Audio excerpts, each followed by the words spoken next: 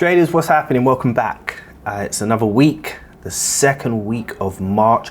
Do apologize for not uploading the weekly Forex Outlook and reviews yesterday. I had started them, then had a problem with the recording, and it was just a whole heap of madness on my side. So I thought, you know what, I'll get it recorded tomorrow and make sure we get it up before lunch. So that's what I'm doing now. The market seemed to be a bit flat today. I took 2 trades this morning. I took actually a sell on pound USD. I could actually show you that, I guess, just very quickly before we get started. I took a pound USD sell this morning, which was this one here. So just identifying price reacting to some of these previous levels in the market. This was the area where I identified this. You can see the overall sentiment of the market is pushing bearish. We have a nice reaction from this level here. Now, I wasn't impatient. I just waited really patiently for this candle to show signs of bearish sentiment. So we have the depletion here of the bullish, this bullish candle closing bearish with a wick rejection. I then waited for price to create a second bearish candle to indicate the bearish sentiment now. And then after the close of this candle, this is when I took the sell with an instant execution. I managed to take 1 to 2 from the markets, which was pretty decent, closing my trade in and around these areas here. And this was my first trade. Very happy with it. Nice way to start the week. This is what it looks like without anything else on the charts, as you can see here.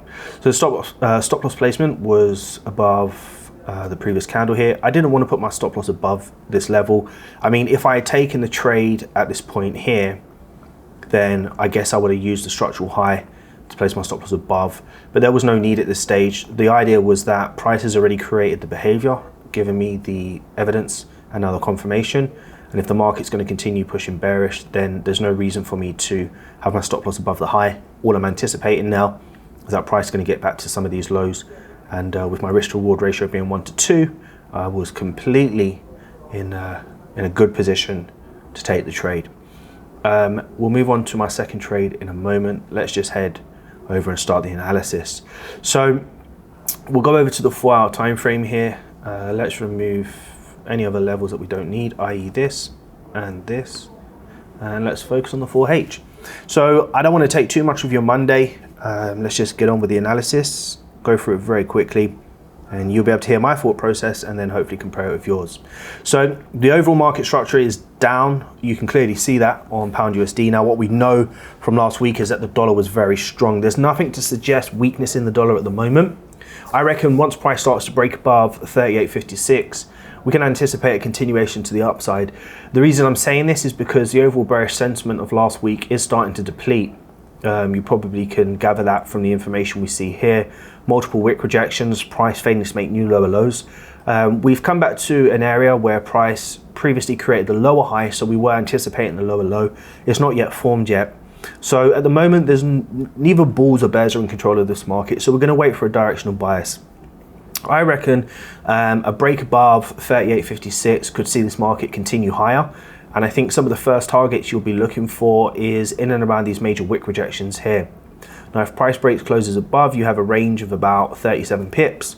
Not the biggest of ranges, but definitely good enough if you're scaling down for a 7 to 10 pip stop loss, looking for 21 to let's say 30 pip target here. You could even get it smaller if you know how to scale down. I would say that this is more of a risky trade. I personally would say if you're looking for more confirmation, what you'd want the market to do is break above this level first, look for price to create some sort of retest of this structure and then a continuation up. Then we'll have structure starting to form. What we will see is a low, higher low, and then anticipate the trend now to continue moving to the upside. While the trend is bearish, I would say to stay focused on the sells, but I would not be looking at sells at the moment while it's in this range between 38.56 and 37.85. I would be patiently waiting for price to break this structure, look for a retest, then the continuation to the downside. This will then give us evidence of the continuation of this trend, a lower high forming a lower low, anticipating a lower high to form a new lower low, and a much better opportunity to get out of this mess and look for a very clean move to the downside. Next pair we'll take a look at is pound JPY. So as you can see, it's been consolidating. I actually took a buy on this pair this morning for London Open, actually. Very decent trade. Let's see where I took it. So the first move that I took here was the break close above. So it was this trade here, right here. So this was pre-London, 7:45. Then London opened. Let's remove this. And as you probably can see here, this is the move that I took. Once price started to push bullish, in the back of my mind, I said to myself that price will continue pushing up to some of these structural highs over here. I went for a 1-to-2 risk to reward ratio trade. So the stop loss was much bigger. It was 10 pips exactly on this trade.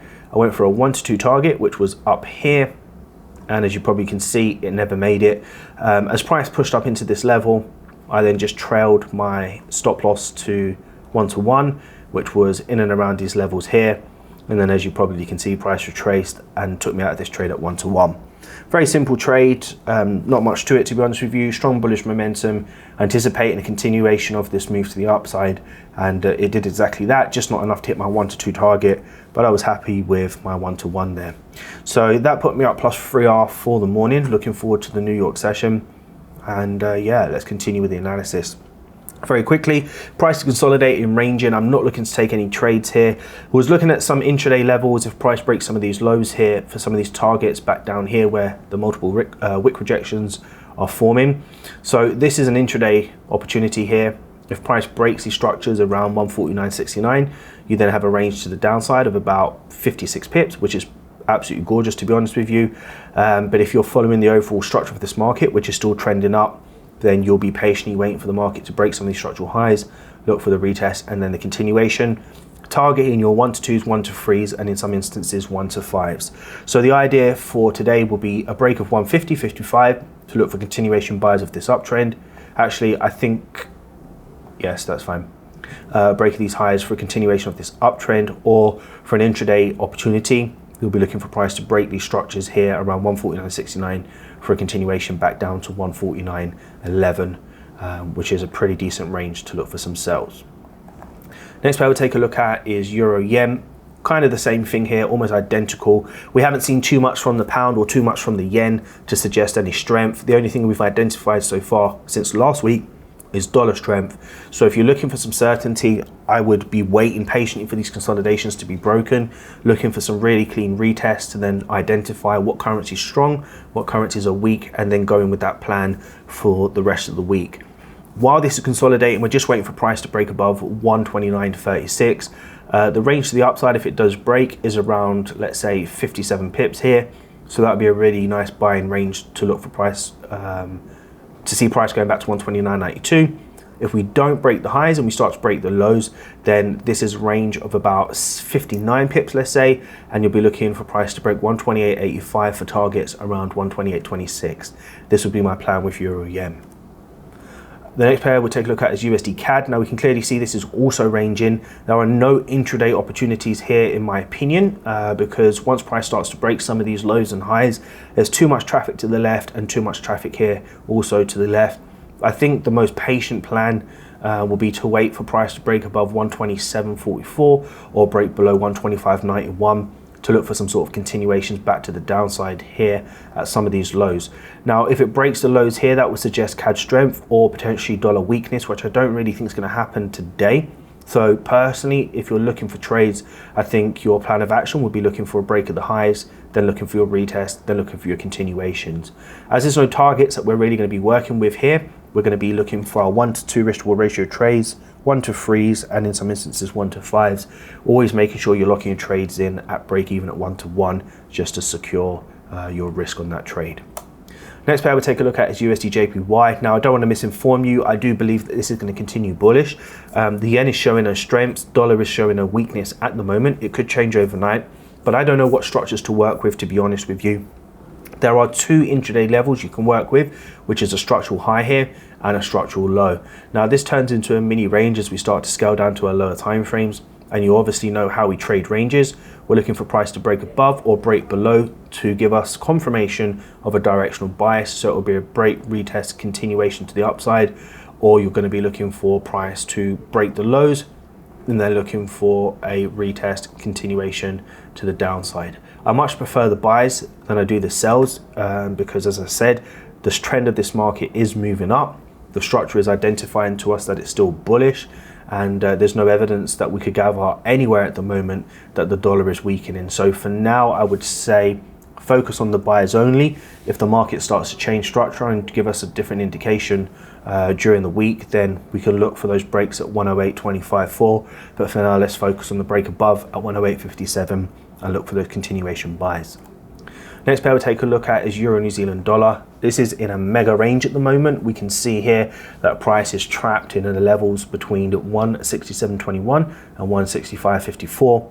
My plan of action is just to wait for evidence of dollar strength or dollar weakness. Not too concerned about the New Zealand dollar. I know it's affected by news majorly, so that could cause some serious breaks, significant breaks to the upside or downside. So my focus will be what is happening with the euro over the next couple of days. Do I want to take the longs if we break these highs, or do I want to take the shorts if we break these lows? I think for now, Euro New Zealand dollar is a waiting game, and my ideas will just be as it's a consolidation to wait for the break of the highs or the lows and then go from there really. Euro Aussie dollar is almost identical as well. Now what we do know is that the euro started off strong and has now started to deplete that bullish sentiment. Again, I want to identify euro strength or euro weakness to then say to myself, well, if we break 155.51, we'll continue up to 156.60, or if we break 154.26, then we'll continue down to 152.61.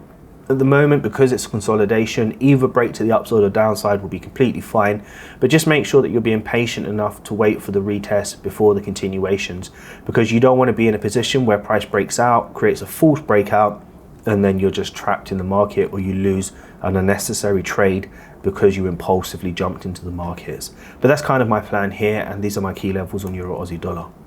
On Euro USD, this is pretty certy, to be honest with you. The idea from yesterday was to see these lows being broken, and as you probably can see here, they have broken. We gapped up slightly, the gap was filled, and then we've had this continuation. I think now, while we're in a push phase, the only thing I'm going to be really looking for is for price to pull back to 119.34 for a potential retest.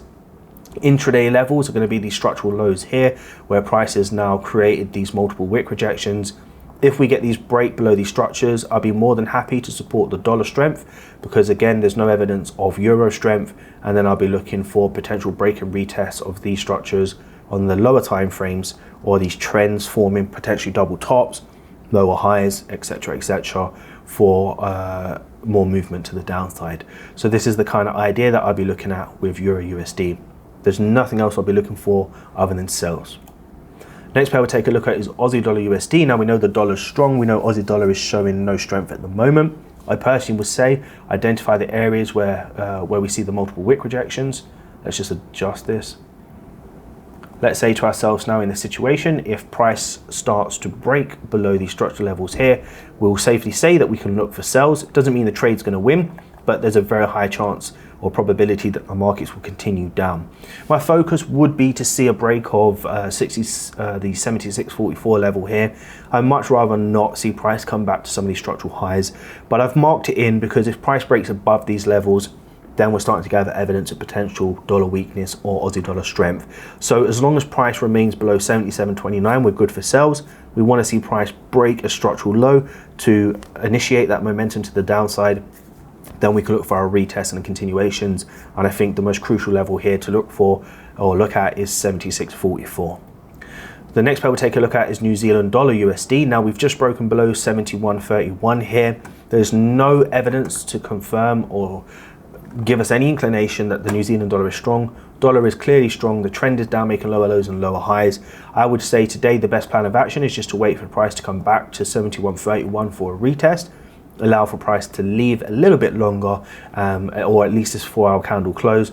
Then look for the retest and continuation back to the downside. Again, same as the previous pair, as long as price trades below 71.94, the structure is still sell bias. It just means that if we stay within these two ranges, we're not going to be looking for a trade, and unless 71.94 gets broken, we're still in a downtrend. Best plan of action is to break below and then anticipate in a continuation, at least for the rest of the day, to the downside. Final pair we'll take a look at is gold. Here you can clearly see the trend has been continuing down. Great analysis of gold for the last couple of weeks. We've identified dollar strength. We've identified really good structures here, really nice lower lows and lower highs. At the moment, the most crucial level is 16.1921. I really just want to see a break close below this level, and once we get that break close below, then I'll be very happy to sell the market again after a retest or patterns that will either be double tops, lower highs, whatever it may be on your lower time frames. That's what I'll be looking out for. This will be my only plan of action. Now, while price is trapped between 17.20, 17.9 and 16.1921, it is technically in a range, meaning that even though the trend is clearly down, unless we make a new lower low, there's a depletion in dollar strength here clearly, and we may stay trapped in this for a period of time. So the most conclusive plan with gold today, or at least this week if we're looking for sells, is that break of 16.9021 to then look for those continuation sells for the rest of the week. I think at the moment we still need to identify what currencies are strong and what currencies are weak.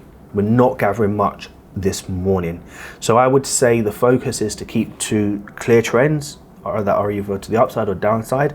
Identify the consolidations as no trade, as pairs you don't want to be trading. Always wait for the price to break structural highs or lows to initiate momentum, and then once you identify that, gather your evidence and confirmation from your lower time frames with your patterns and your processes to then support why you'll be taking that trade.